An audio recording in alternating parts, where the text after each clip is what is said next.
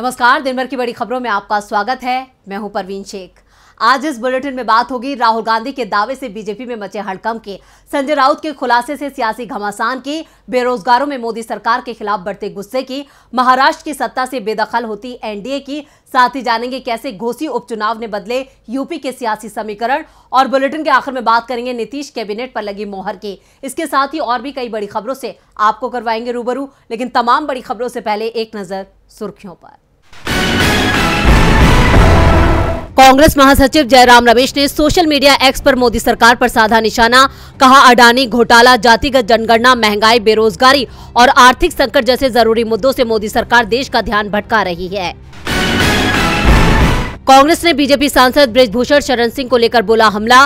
कहा, बृजभूषण को जब भी मौका मिलता था वो महिला पहलवानों का शोषण करने की कोशिश करता था। वसुंधरा राजे सिंधिया ने बीजेपी हाईकमान को दिखाई आंख। अपने आवास पर महिलाओं का किया सम्मेलन। कहा, दिल्ली नहीं जाऊंगी। हरियाणा में सोमवार को दिखाई देगी इंडिया गठबंधन की ताकत। देवीलाल की जयंती पर इंडियन नेशनल लोकदल की फतेहाबाद रैली में जुटेंगे इंडिया गठबंधन के नेता। ये तो थी सुर्खियां और अब बात आज की सबसे बड़ी खबर की। देश में इस साल 5 राज्यों में विधानसभा चुनाव हैं, जिसमें से 2 राज्य राजस्थान और छत्तीसगढ़ में कांग्रेस की सरकार है, तो बाकी के राज्यों में कांग्रेस विपक्ष में है। 20 से 25 दिनों में ही चुनावों का ऐलान हो जाएगा और चुनावों को लेकर राहुल गांधी ने जो दावा किया है उसे बीजेपी डरी हुई दिखाई दे रही है। तो क्या कहा है राहुल गांधी ने, देखते हैं ये रिपोर्ट। मध्य प्रदेश, राजस्थान, छत्तीसगढ़, तेलंगाना के साथ मिजोरम में विधानसभा चुनावों का ऐलान अगले महीने हो जाएगा और चुनावों को लेकर कांग्रेस सांसद राहुल गांधी ने बड़ा दावा कर दिया है। कांग्रेस नेता ने कहा कि मिजोरम को छोड़कर बाकी 4 राज्यों में कांग्रेस अपने दम पर सरकार बनाएगी। मध्य प्रदेश और छत्तीसगढ़ में तो कांग्रेस बहुत बड़ी जीत की ओर बढ़ रही है, तो राजस्थान और तेलंगाना में भी पार्टी को जीत मिलेगी, इसकी पूरी उम्मीद है। अब बीजेपी कांग्रेस का मुकाबला नहीं कर पा रही है और न ही कर पाएगी। अब ये सवाल ही नहीं उठेगा कि क्या कांग्रेस जीत पाएगी। अब कांग्रेस हर चुनाव जीतेगी। राहुल ने कहा है कि कर्नाटक चुनाव से हमने सबक सीखा है।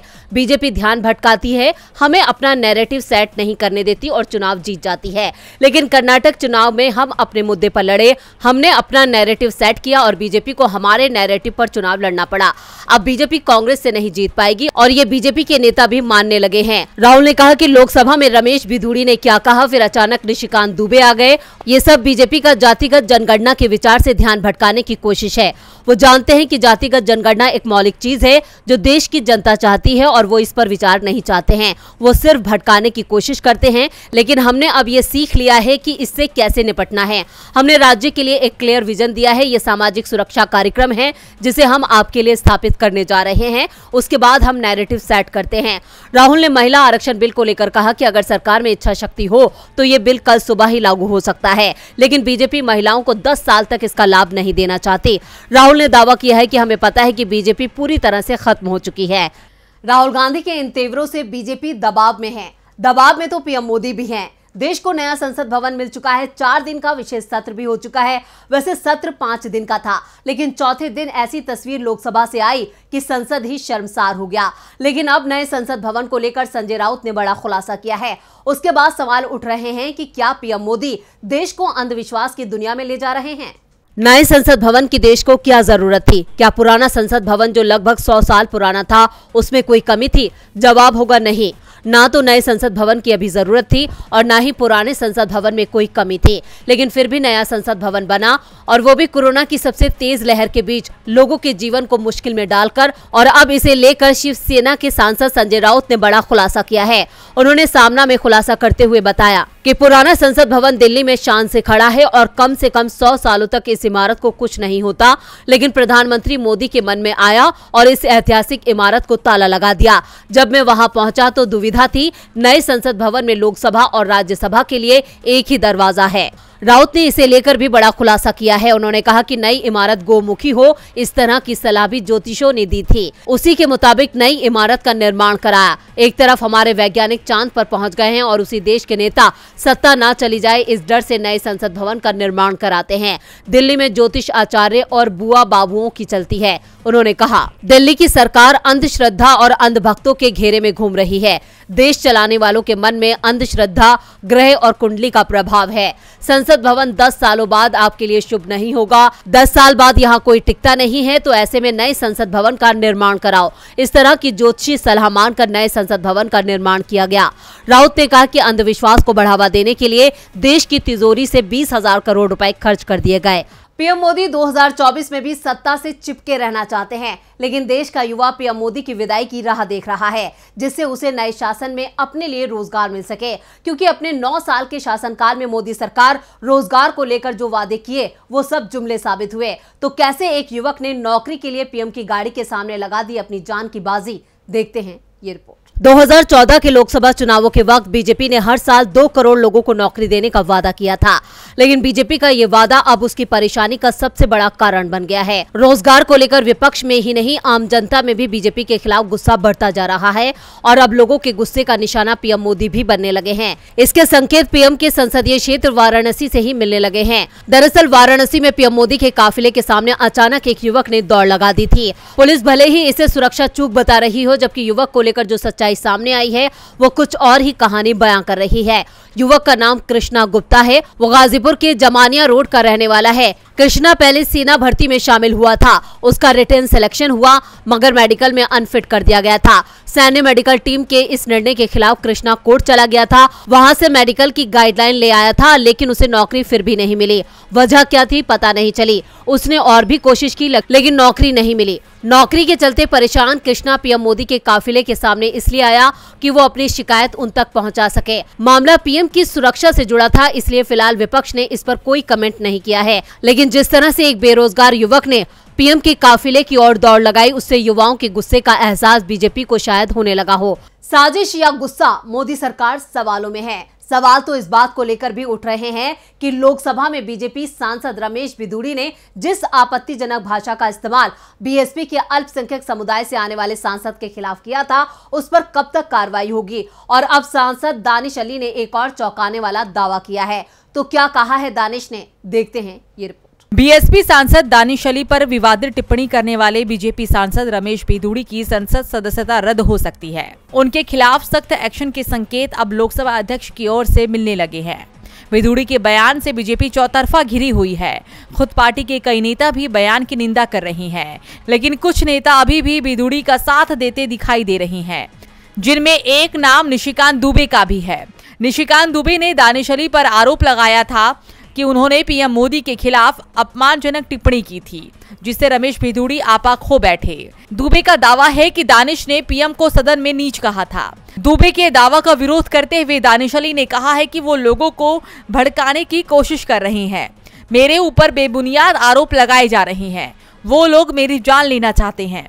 मैं चुनौती देता हूं, निशिकांत आरोपों को साबित करें। मैंने ऐसी कोई टिप्पणी नहीं की कि जिससे बिधूड़ी भड़के। दानिश अली ने कहा कि मुझे धमकियां मिल रही हैं, मेरे फोन पर धमकी भरे मैसेज आ रही हैं। तो वहीं सीपीआई-एम नेता बृंदा खरात का बयान भी सामने आया। उन्होंने कहा कि निशिकांत दुबे का आरोप झूठा है। वहीं बसपा सांसद दानिश अली के साथ जो हुआ वो मौखिक हिंसा थी। बिधूड़ी पर सख्त कार्रवाई होनी चाहिए, गिरफ्तारी होनी चाहिए। किसी भी सांसद को ऐसा विशेषाधिकार नहीं है कि वो दूसरे सांसद के खिलाफ ऐसे शब्दों का इस्तेमाल कर सके। सवाल तो उठेंगे ही जब अधीर के तंज पर फौरन उनके खिलाफ निलंबन की कार्रवाई होती है, तो बिधूड़ी पर कार्रवाई में किस बात का डर। सवाल महाराष्ट्र की शिंदे सरकार पर भी उठ रहे हैं।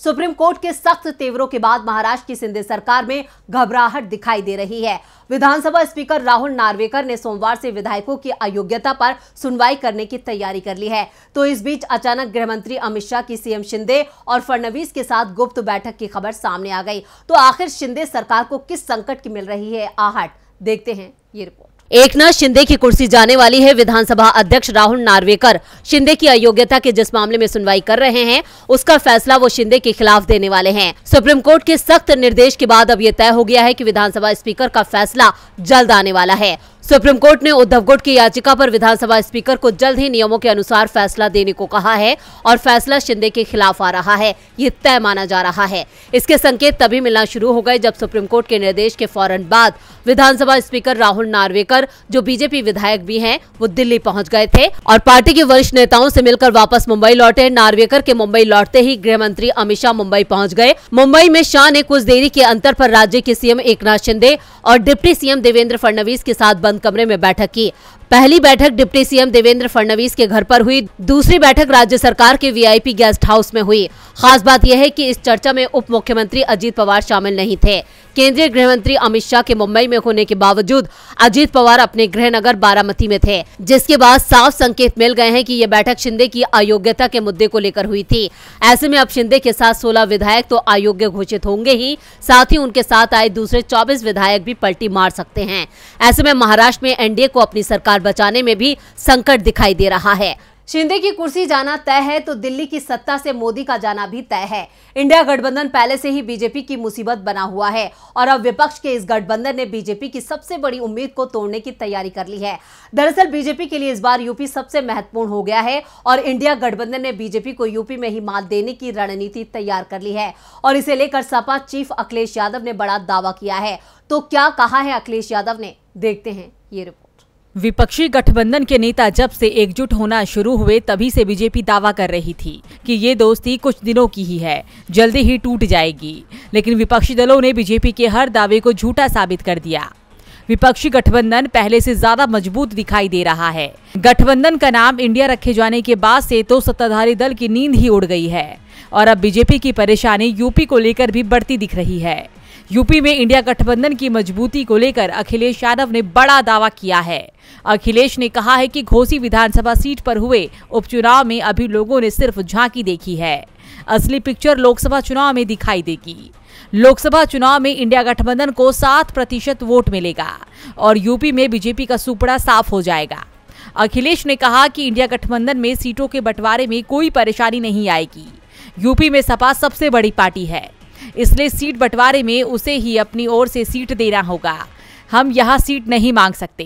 गठबंधन के लिए हमें त्याग करना होगा और हम त्याग करने को तैयार हैं, क्योंकि इस बार बड़ी लड़ाई लड़ना है और ये देश बचाने की लड़ाई है। संविधान को बचाना है, लोकतंत्र को बचाना है। इस बार की लड़ाई मोदी सरकार को दिल्ली की सत्ता से हटाने के लिए है और इसके लिए समाजवादी पार्टी पूरे गठबंधन को साथ लेकर चलेगी। दरअसल सीट बंटवारे को लेकर आरएलडी और कांग्रेस का सपा पर सबसे ज्यादा दबाव दिखाई दे रहा है, लेकिन अखिलेश ने साफ कर दिया है कि कहीं कोई परेशानी नहीं है और सपा चीफ के दावे से बीजेपी जरूर परेशानी में दिख रही है, जो ये उम्मीद लगाई थी कि यूपी में विपक्षी दलों के वोटों का बंटवारा होगा और बीजेपी को इसका फायदा मिल जाएगा। और बुलेटिन के आखिर में बात बिहार की। बिहार में राजनीतिक हलचल तेज हो गई है। राज्य के सीएम नीतीश कुमार ने पहले ही पार्टी नेताओं के साथ मुलाकात की, अचानक पार्टी कार्यालय पहुंच गए और फिर वहां से पूर्व सीएम राबड़ी देवी के आवास पर पहुंच गए, जिसके बाद संकेत मिलने लगे हैं कि बिहार में कुछ बड़ा होने वाला है। तो क्या है खबर, देखते हैं ये रिपोर्ट। लोकसभा चुनाव से पहले इंडिया गठबंधन ने बिहार में अपनी पकड़ और मजबूत बनाने की तैयारी कर ली है। बैठकों का दौर तेज हो गया है। इस बार अचानक आज बिहार के सीएम नीतीश कुमार पूर्व सीएम राबड़ी देवी के आवास पर पहुंच गए। डिप्टी सीएम तेजस्वी यादव के साथ उन्होंने बैठक की और इसके बाद तय हो गया कि बिहार में 25 या फिर 26 सितंबर को मंत्रिमंडल का विस्तार हो सकता है। दरअसल मंत्रिमंडल विस्तार के संकेत तो नीतीश कुमार पहले से ही दे रहे थे। पटना में विपक्षी दलों की बैठक में राहुल गांधी ने भी नीतीश से सवाल किया था कि नए मंत्री कब बना रहे हैं और अब इसका जवाब मिलता हुआ दिखाई दे रहा है। बिहार में मंत्रिमंडल विस्तार तय हो गया है। मंत्रिमंडल विस्तार के लिए CM Nitish Kumar RJD chief Lalu Yadav से भी चर्चा कर चुके हैं।